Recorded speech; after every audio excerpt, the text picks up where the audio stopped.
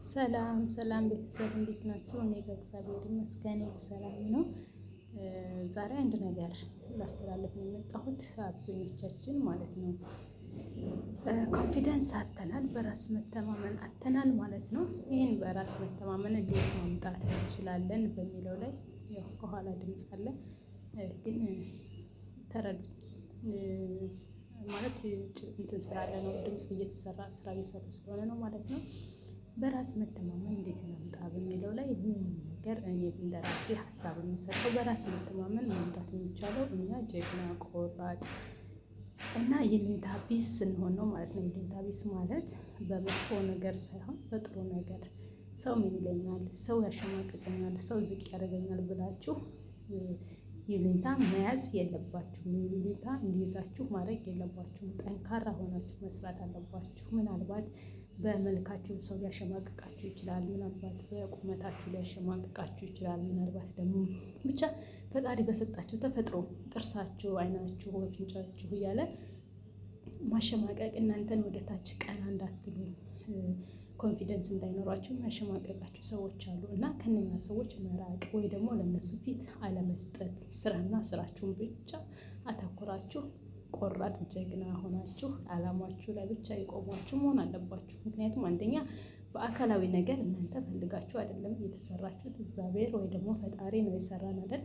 ስለዚህ ብቻ በቃ በማንኛውም ነገር እንዳሸማቅቃችሁ እንትን አትበሉ። ምናልባት ደግሞ ልብስ በመልበስ ይሄ ራቁታችሁን ሆናችሁ የምትሄዱትን ሳይሆን ኖርማል ልብስ የማትቀያየሩ ከሆነ ደህና ደህና ልብስ የማትለብሱ ከሆነ በዚያ ሊያሸማቅቋችሁ ይችላሉ። ደህና ጫማ ከሌላችሁ ብቻ በኢኮኖሚያችሁ ደከም ያላችሁ ከሆነ ኢኮኖሚ እንደሌለ ሁሌ ሊነግሯችሁ ይችላሉ። በሱም ጣጣ እንዳይሰጣችሁ፣ ለሰው ይሉኝታ እንዳይሆን እናንተ ለዓላማችሁና ለዓላማችሁ ብቻ መትጋት አለባችሁ ማለት ነው። ሰው ምንም ቢላችሁ እናንተን ዝቅ የሚያደርግ ነገር ከሆነ ሰምታችሁ እንዳልሰማ ሆናችሁ ኢግኖር አድርጋችሁ ማለፍ አለባችሁ ማለት ነው። ለምሳሌ በጣም በፊት ትዝ ካላችሁ ማን ያዘዋል በጣም ተች ነበረ። በጣም እኔ ይሄ ነው በምለው ማለት በማልችለው መንገድ ነበረ የሚተቸው ስለ ተፈጥሮ ስለ ብቻ ያው አሁን እዚህ ጋር መጥቀስ አልፈልግም። ስለ ተፈጥሮ ስለምናምን ስለ ጩኸቱም ሊሆን ይችላል። ብቻ ብዙ ሰምታችሁ ሊሆን ይችላል በአካላዊ ስለመልኩም ሆነ ስለምንም ማለት ነው። ግን እሱ ማንንም ሳይሰማ እንዲያውም ያንን ያንጓጠጡት የነበረውን ስድቡን ዝቅ የሚያደርገውን ቃላት ተጠቅሙበት፣ ለጥሩ ተጠቅሙበት። አሁን አይታችኋል ምን ላይ እንደደረሰ ማለት ነው።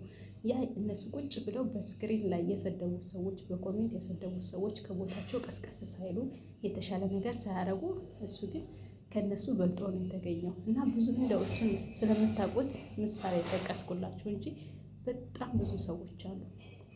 በጣም ከህፃንነታቸው ጀምሮ ሊሆን ይችላል፣ ከትምህርት ቤት ሊሆን ይችላል፣ ስራ ሲይዙ ተመርቀው ሊሆን ይችላል፣ ብቻ በስራ ላይ ያሉ ሊሆን ይችላል። እንግዲህ ይሄ በምላችሁ ይሄ በሶሻል ሚዲያ ስላወቅነው ነው። ግን በየአካባቢያችን የትም አይደርሱም የተባሉ በጣም በሰው ዘንድ የተናቁ ሰዎች መጨረሻ ላይ አላማ ኖሯቸው ለዓላማቸው አላማቸውን ጠብቀው ተሽለው ተለውጠው ስኬት ላይ የደረሱ ሰዎች አሉ። ግን ራሳቸውን የሚያካብሉ ራሳቸውን በቃ እኔ ማንም አይደርስብኝም፣ እኔ ቆንጆ ነኝ፣ እኔ ውብ ነኝ፣ እኔ ተዋብኩ ነኝ፣ የጎደለኝ የለም ብለው የሚያስቡ ግን የትም ሳይደርሱ እናያለን ማለት ነው። ሁለተኛ ደግሞ እኔ በጣም ሀብታም ነኝ፣ እኔ ምንም በቃ የሰው እጅ ላይም ሁሉ ነገር የተሟላልኝ ነኝ ምናምን ብለው በራሳቸው የሚመጸደቁ ከዚያ ከቦታቸው ላይ ሳይንቀሳቀሱ እናያለን ማለት ነው። ግን ራሱን ዝቅ አድርጎ ሲሰደብ፣ ሲገላመጥ፣ ሲንቋሸሽ ብቻ ብዙ ትችቶችን ያስተናገደ ሰው በማትጠብቁት ደረጃ ግን ተለውጦ ልታዩት ትችላላችሁ። ስለዚህ ልላችሁ ነው ማንም ምንም ቢላችሁ የሰውን ወሬ አትስሙና ለሰው አትሸማቀቁ። ሰው ምን ይለኛል፣ ሰው ምን ይለኛል ዛሬ እንደዚህ ባረግ እንደዚህ ይለኛል ብላችሁ ይሉኝታ እንዳይዛችሁ። እናንተ ፈጣሪ የሚወደውና ፈጣሪ የሚፈቅደው ብቻ አድርጉ። ፈጣሪያችሁን ብቻ ፍሩ። ኃጢአት አትስሩ። ፈጣሪ የማይፈቅደውን ስራ አትስሩ። ራሳችሁን ህሊናችሁን የሚወቅስ ስራ አትስሩ። ነገ የምትጸጸቱበትን ስራ አትስሩ። ከጸጸት እንድትድኑ ማለት ነው። ዋናው ነገር ጸጸት ስለሆነ እንደዚህ አይነቶችን ብቻ አስወግዱ እንጂ በተረፈ ስለ ማንነታችሁ፣ ስለ ትምህርታችሁ አንቺ አልተማርሽም፣ አንተ አልተማርክም፣ አንተ እውቀት የለህም፣ መስራታችንም ቢሉህ አትስሟቸው። ምክንያቱም የተማረ ሁሉ እውቀት አለው ማለት አይቻልም። የተማረ ሁሉ ውጤት ያመጣል ማለት አይቻልም። የተማረ ሁሉ ህይወቱ ይስተካከላል ማለት አይቻልም። ያልተማረ ግን ራሱን አይለውጥም ማለት አይቻልም። ገብታችኋል? ሳይማሩ ራሳቸውን በግል ስራ ይለውጣሉ። ሳይማሩ በጣም ብልሃት ኖሯቸው ብዙ ነገር የለወጡ ራሳቸውን የለወጡ አለ። ዋናው ነገር እኔ ምንድነው አቅሜ፣ ምንድነው መስራት የምችለው፣ ስጦታዬ ምንድነው፣ ፈጣሪ የሰጠኝ ችሎታዬ ምንድነው ማለት አለባችሁ። ለአንዱ ዶክተር ችሎታ ቢሰጠው ለአንዱ ኢንጂነር ነው። ተረዳችሁኝ? አንደኛው መካኒክ ቢሆን አንደኛው ደግሞ ግንበኛ ነው። ስለዚህ የራሳችን ተሰጥኦ አለን ማለት ነው። እና የኔ ተሰጥኦ ምንድነው? እኔ ምንድነው መስራት ያለብኝ? ምንድነው የምችለው? ፈጣሪ የሰጠኝ ክህሎት ምንድነው ብላችሁ በክህሎታችሁ ላይ ብቻ ማተኮር አለባችሁ እንጂ አንደኛው ሰው ከእናንተ በላይ ስለሆነ እንደሱ ልስራ ሳይሆን በቃ በተሰጣችሁ ነገር ላይ ባላችሁ ተሰጥኦ ላይ ፈጣሪ በሰጣችሁ ላይ ካተኮራችሁ ውጤታማ የማትሆኑበት ነገር የለም ማለት ነው። ተረድታችሁኛል ብዬ አስባለሁ። እና ብዙዎቻችን ምንድነው ወደኋላ የምንቀረው እንደ ሰው ለመሆን ገባችሁ? የእኛን እየተውን እንደ ሰው ለመሆን ስለምንሞክር እንደ ሰው መልበስ፣ እንደ ሰው ማጌጥ፣ እንደ ሰው በቃ የሌለንን ተቸግረንም ሆነ ተርበንም ሆነ ተጠምተን በቃ ወጣ ስንል የሌለንን በብድርም ሆነ መልበስ፣ ማጌጥ ለታይታ የምንኖረው ነገር አለ። ያ ነገር ነው እኛ እንዳንለወጥ የሚያደርገን። ተረዳችሁ? እንዳትለወጡ የሚያደርጋችሁ ያ ነገር ነው። ስለዚህ ግን እንደ ራሳችን በቃ የውስጣችን የሚፈልገውን የውስጣችን እኔ ይሄ ነው ኑሮዬ ብለን አምነን ብንቀበል ማንም የማይለወጥበት የለም፣ ማንም ደስተኛ የማይሆንበት የለም። ምክንያቱም እናንተ በውስጣችሁ የፈለጋችሁትን ነገር ካደረጋችሁ ማለት ነው። በቃ ዛሬ ባላችሁ ነገር ከተደሰታችሁ፣ ባላችሁ ነገር ተኖራችሁ ለምንድን ነው የማንደሰተው? እንደሰታለን። ግን ደስታ የሚልቀን ምንድን ነው? ከጎረቤት እከሌ እንደዚህ አለው፣ እከሌ እንደዚህ ናት፣ ይሄን ገዝቼ ይሄን አርጌ እንደዚህ አርጌ እያል በሌለን ቢዝነስ ላይ ወይ ደግሞ በሌለን አቅም ላይ በሌለን ኢኮኖሚ ላይ ሌላ ጫና ስንጨምርበት ያለን ተመስገን ብለን ሳንኖር በሌለን ነገር ስናማርር እንታያለን ማለት ነው። በጎደለን ነገር ስናማርር እንታያለን ማለት ነው።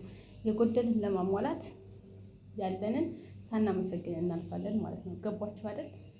እና ሁሌም የውጭ እየተመኘን የውስጣችንን ያለንን እንቀብረዋለን ማለት ነው።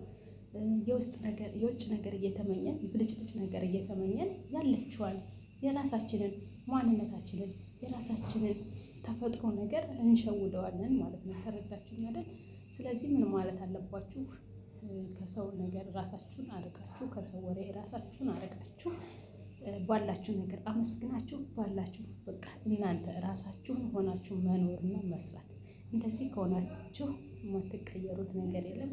ደስተኛ የማትሆኑበት ምክንያት የለም። ባላችሁ ነገር ፈጣሪያችሁ እያመሰገናችሁ እየጸለያችሁ፣ በተሰጣችሁ ነገር ተመስገን እያላችሁ፣ ጤና ከተሰጣችሁ ተመስገን፣ በቃ ባላችሁ ትዳር ካላችሁ ተመስገን፣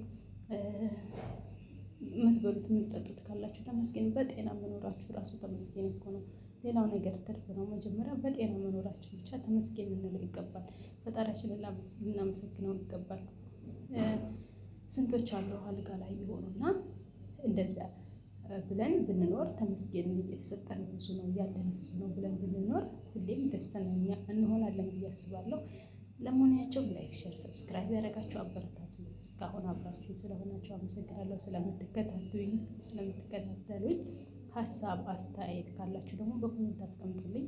በተለያየ ነገር እመጣለሁ ማለት ነው። እስካሁን ስላዳመጣችሁ ከልብ ነው የማመሰግናችሁ። ሰብስክራይብ አድርጉኝ። አዳዲስ ነገር እንማማራለን፣ እንጫወታለን፣ እንጠያየቃለን። ብዙ ነገር ማለት ነው። ወደፊት ብቻ የምናስብበትን፣ ወደፊት ብቻ የምንቀየርበትን፣ ወደኋላ ሳይሆን ላሳለፍነው ጊዜ ሳይሆን መቆጨት፣ ወደፊት ምን ማስተካከል አለብን? እስካሁን ያጠፋሁት ምንድን ነው? አሁንስ ማስተካከል ያለብን ምንድን ነው? ለምን እንደዚህ ኮንኩኝ? የኔ መገኘት ያለብኝ እዚህ ቦታ ነበር ወይ? የኔ ዓላማ ምን ነበር? ዓላማ እስከ እንዳልደርስ ምንድን ነው የያዘን? እነኝህ ጥያቄዎችን መመለስ አለብን። እነኝህን ጥያቄ ለራሳችን ካልጠየቅን ውጤት አይመጣም። ተረዳችሁኝ? እኔ ማን ነኝ? ምንድን ነው የሚያስፈልገኝ? እንዴት ነው መኖር የምፈልገው? አሁንስ ያለሁት እንዴት ነው? ስለዚህ እንዴት ነው ህይወቴን ማስተካከል የምችለው?